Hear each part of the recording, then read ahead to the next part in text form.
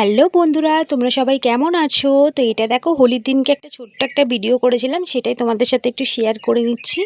তো আমরা এখানে মেলায়, আমাদের এখানে মেলা বসে, তো আমরা হোলির দিনকে একটু মেলায় গেছিলাম ঘুরতে।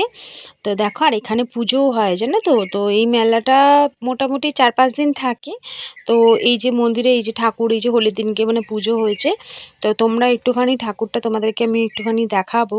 তো দেখো, আর এই মন্দিরটা কোথায় যারা জানো আমাকে একটুখানি কমেন্টে একটু বলো। প্রচুর পরিমাণে ভিড় হয়েছিল, তোমরা ভিডিওতে দেখে কতটা বুঝতে পারছো জানি না। তো প্রচুর পরিমাণে মানে ঠেলাঠেলি হচ্ছিল, তো আমি কোনো রকমে না করে একটু ভিডিও করেছি আর একটু ছবি তুলেছি। তো এই যে দেখো, আর খুব সুন্দরভাবে সকাল থেকে এখানে পুজো হয়।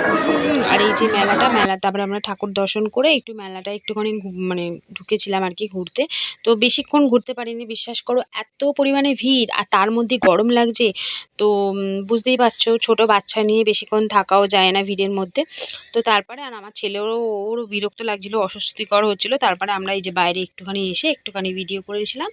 তারপরে দেন আমরা সামনেই একটা পুকুর আছে, তো এখানে এই যে ফোয়ারার আর কি করেছে লাইটিং দিয়ে, তো খুব ভালো লাগছিল। এটা একটুখানি দাঁড়িয়ে দেখছিলাম আমার ছেলের সাথে। আর এই দেখো বেরোচ্ছি, দেখেছো কত পরিমাণে ভিড়, মানে বেরোনোর জায়গা পর্যন্ত নেই, এত পরিমাণে ভিড় হয়েছে।